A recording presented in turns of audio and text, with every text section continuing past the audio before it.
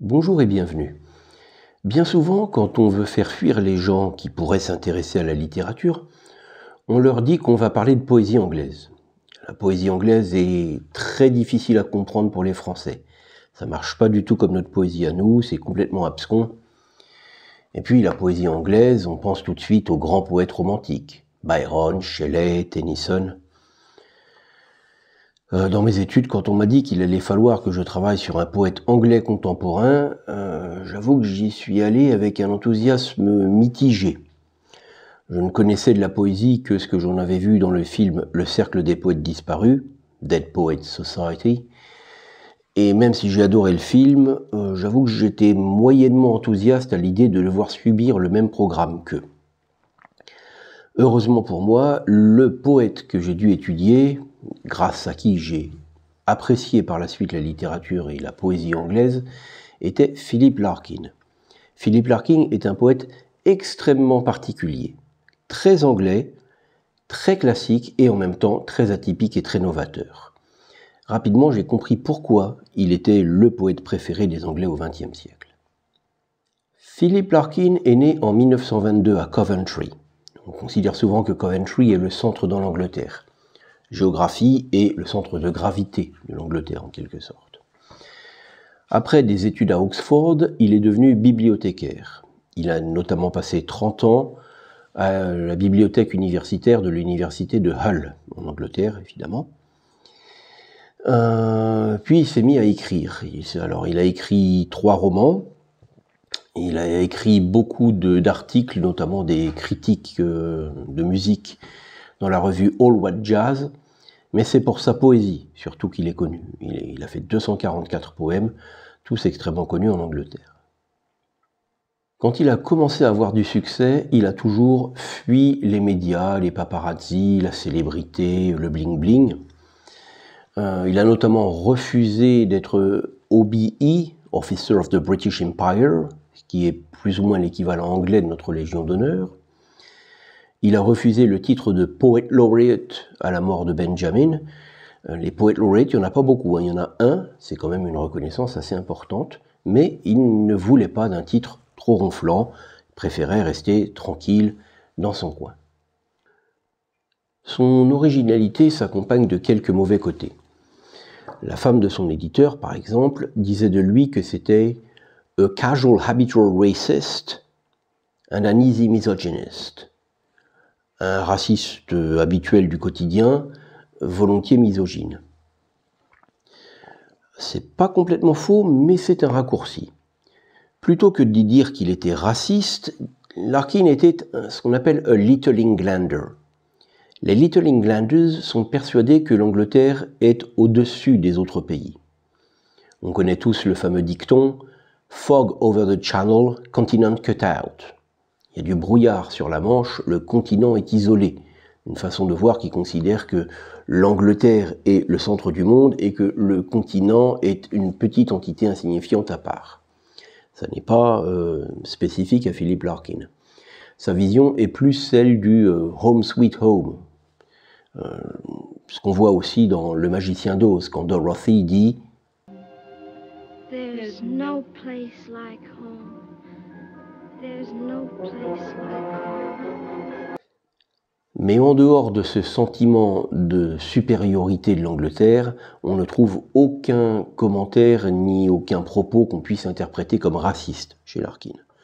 Il aime juste mieux les Anglais que les autres, ce qui ne veut pas dire qu'il méprise ou qu'il déteste les autres. Quant à sa misogynie, elle s'illustre notamment avec des vers comme « And beauty is accepted slang for yes ».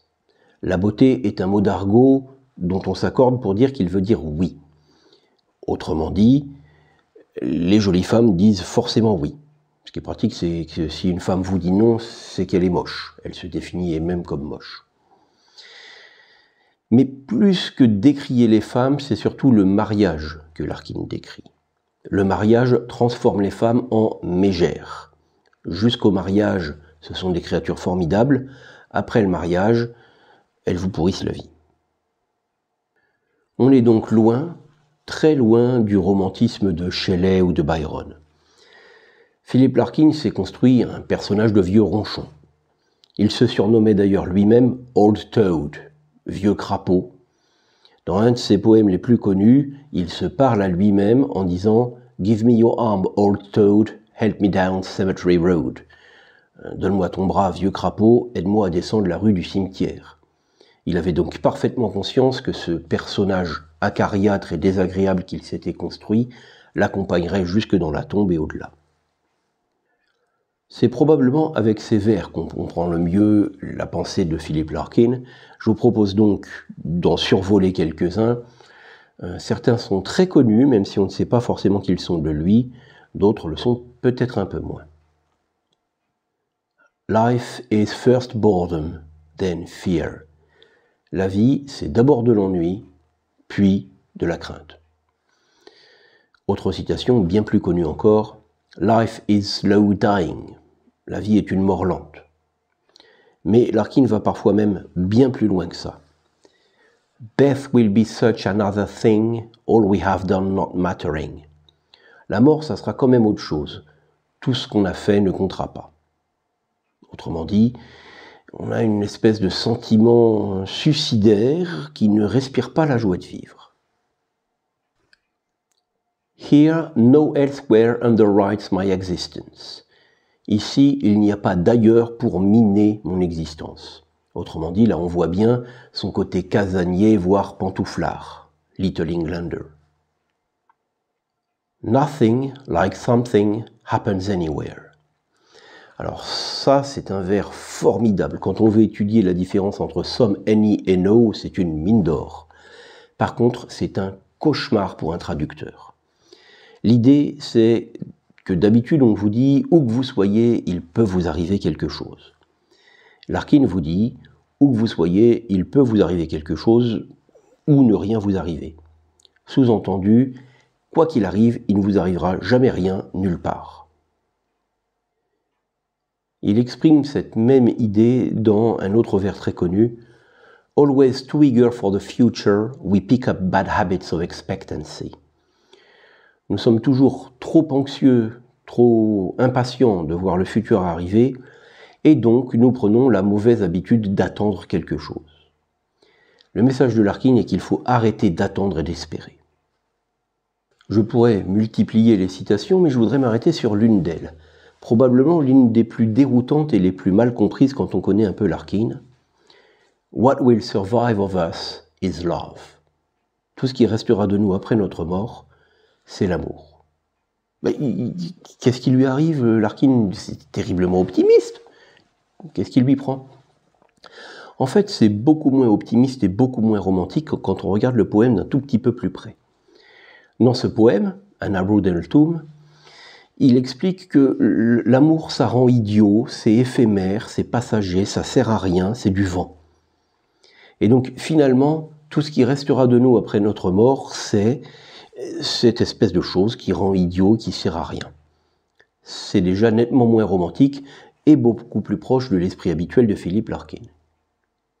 J'en viens maintenant à une des autres très grandes particularités de Philip Larkin dans son style, avec la citation « Books are a load of crap ». Les livres, c'est rien que de la merde. Outre le fait qu'il était bibliothécaire et qu'il décrit quand même assez clairement le monde qui l'entoure comme de la merde, le mot « crap » est un gros mot. Philip Larkin utilise des gros mots dans sa poésie. Et c'est là qu'il est très fort, parce que utiliser des gros mots, tout le monde sait le faire. Mais utiliser des gros mots dans un poème et que ça reste un poème et un bon poème de bonne tenue, c'est déjà beaucoup plus compliqué. Philip Larkin utilise ces mots à bon escient, avec un véritable message et une véritable réflexion derrière. Mais c'est amusant quand on découvre la poésie. L'un de ses vers les plus connus est « They fuck you up, your mom and dad ». Ils vous ont bien baisé, votre mère et votre père. Alors attention, j'insiste lourdement sur le « up », « They fuck you up, your mom and dad ». Il n'est absolument pas question d'inceste. Là, c'est « ils vous ont bien baisé » au sens « ils vous ont joué un mauvais tour, ils vous ont bien eu, ils ont fait en sorte que tout se passe pas bien dans votre tête ». Il n'y a rien de sexuel. C'est quand même un gros mot, « They fuck you up ». La poésie anglaise, quelle qu'elle soit, ne fonctionne pas du tout comme la poésie française. En français, le vers classique est l'alexandrin. Tous les vers ont le même nombre de pieds et ça rime. En anglais, si les vers ont le même nombre de pieds, tant mieux, mais ce n'est pas ce qui va définir la poésie. Si ça rime, tant mieux, mais ce n'est pas ce qui va définir la poésie. Ce qui compte, c'est le schéma d'accentuation. L'anglais est une langue à flexion, avec des intonations, des syllabes qui vont être prononcées plus fort que les autres. Par exemple, on ne dit pas « to be or not to be, that is the question ». On dit « to be or not to be, that is the question ». Je l'exagère un tout petit peu. On entend bien une syllabe non accentuée, une syllabe accentuée. To be or not to be. Cette alternance non accentuée s'appelle un iambe, et le vers to be or not to be est un vers iambique, puisqu'on a plusieurs iambes qui se suivent. La plupart des poèmes de Larkin sont des poèmes iambiques. They fuck you up, your mom and dad. C'est donc, d'un point de vue strictement formel, très proche de Shakespeare. D'ailleurs, Shakespeare lui-même utilisait parfois des gros mots, mais ça c'est un autre problème dont on parlera une autre fois. Larkin combine donc une forme extrêmement classique, le vers iambique, avec l'utilisation des gros mots. Gros mots qu'on appelle d'ailleurs en anglais des four-letter words, des mots de 4 lettres. Alors, il y a des gros mots qui ne font pas 4 lettres, et il y a des mots de 4 lettres qui ne sont pas des gros mots. C'est comme en français, le mot anticonstitutionnellement, c'est un mot, il est gros, ce n'est pas un gros mot. Mais tout de même, l'expression four-letter words marque les esprits. Et si vous vous souvenez de la citation déroutante « What will survive of us is love », quand on regarde bien finalement, love, L-O-V-I, 4 lettres. Autrement dit, pour Philip Larkin, love est un gros mot. Alors pour approfondir et mieux comprendre la logique de Philip Larkin et une partie des messages qu'il essaye de véhiculer, le meilleur moyen serait d'étudier un poème. Alors je ne vais pas le faire entièrement parce que ça serait très long et très fastidieux, mais je vais survoler l'un de ses poèmes les plus connus et probablement les plus caractéristiques, Sonny Prestatyn. Si vous êtes curieux, vous le trouverez en description de cette vidéo. Sonny Prestatyn parle d'une affiche publicitaire pour une station balnéaire qui s'appelle Sonny Prestatyn.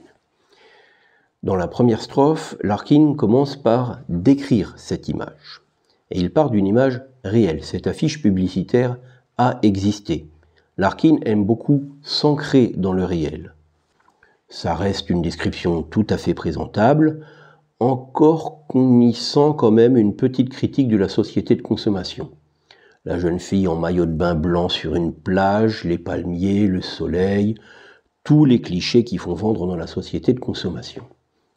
Mais on reste sur une description relativement neutre, sauf peut-être le mot breast, qui veut dire poitrine.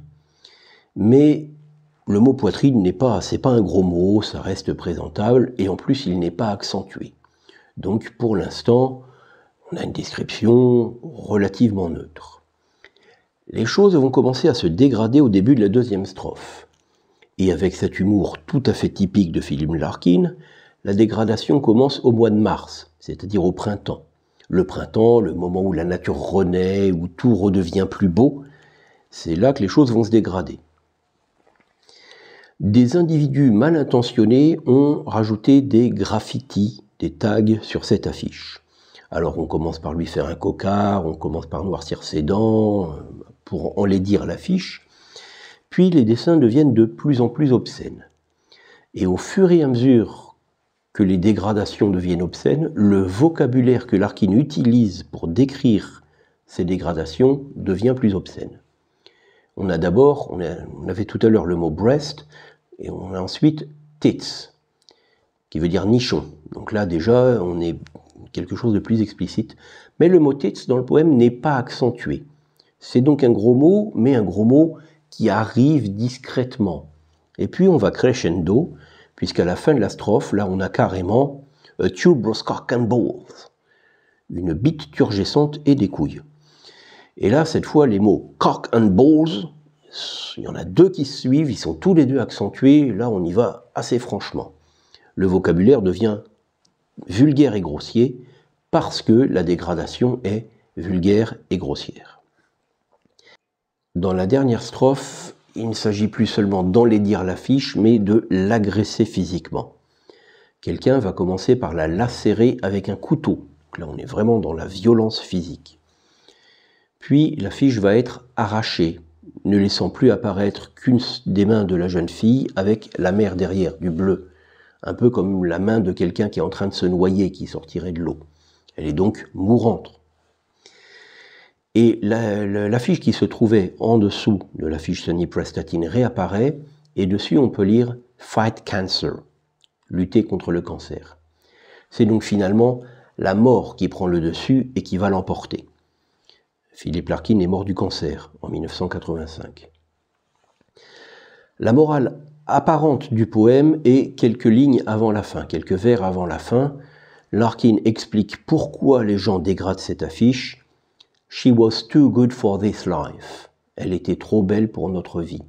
Nous vivons dans un monde hideux qui ne supporte pas la beauté. Bon, alors au passage, on a quand même une petite amalgame entre le physiquement attirant de la jeune fille en maillot de bain blanc et le beau, qui contribue à alimenter un petit peu la réputation de misogynie de Larkin, mais bon. La véritable morale se trouve en fait au dernier vers, ce fameux « Fight Cancer ». Parce que si on regarde bien la gradation des gros mots qui apparaissent, au départ on a « breast », pas accentué, qui est un mot présentable. Ensuite on a « tits », on est déjà un cran au-dessus. On arrive à « cock and balls », là, les deux gros mots qui se suivent et qu'on n'entend que. Mais « fight cancer », vous avez deux syllabes accentuées qui se suivent. « Fight cancer ». Dans tout le poème, c'est la seule rupture d'iambe, le seul moment où le schéma non accentué est rompu, et on a deux accentués qui se suivent. On est donc attiré vers le mot « cancer », et le message de Larkin est de dire que ce mot « cancer », avec tout son cortège de connotations, de souffrance, de mort, etc., eh bien ce mot est plus obscène, plus grossier, plus vulgaire que le mot « cock », par exemple. Alors on n'est pas obligé d'être d'accord avec lui, mais disons que c'est un message qui mérite d'être entendu. Voilà pour ce petit voyage dans le monde du vieux crapaud. J'espère que pour vous comme pour moi, ça peut constituer une introduction ludique à la poésie anglaise. Merci d'être venu. Repassez me voir à l'occasion.